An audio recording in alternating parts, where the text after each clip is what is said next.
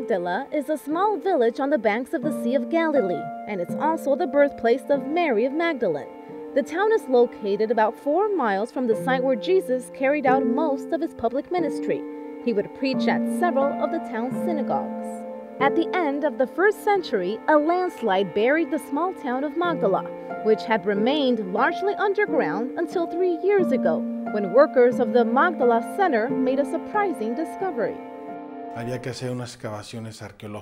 As we prepared to start construction, we had to do several archaeological excavations prior, and that's where God's providence overflowed. I was afraid we would find something, and we did. But my fear went away because it was an extraordinary thing which has given tremendous value to the project. I think it will also give a lot of value to the center in the future. They uncovered about half of the village, and along with it, a synagogue in excellent state of preservation. They discovered an altar, floor mosaics, and part of the frescoes on the walls that remained buried for about 20 centuries. It is the only synagogue uncovered in Galilee from the time of Jesus. There is no reason to doubt or to deny that Jesus had been there. We know that a good part of his public ministry took place in the synagogues, and this synagogue is very close to Capernaum.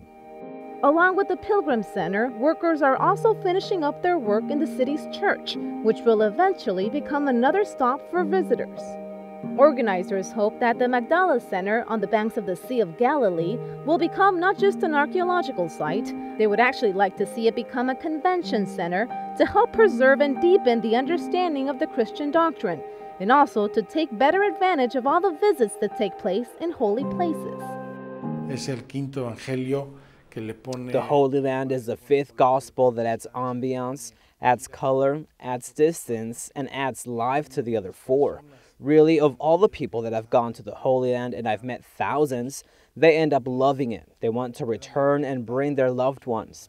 I think the Year of Faith is a great time to visit these places where Jesus lived. And that's precisely one of the suggestions the Vatican made at the launch of the Year of Faith, to visit the Holy Land. Christians are a minority and in need of help. In addition to the presence of the Christian world on pilgrimages, who they see as their brothers, Christians in the Holy Land, for the most part, live off of religious tourism, off of the pilgrimages. So if there are pilgrimages, they have work. Magdala is the hometown of Mary Magdalene, a woman who plays a key role in the Gospels. As a result, the convention centers will also organize events on the role of women in the church and in society.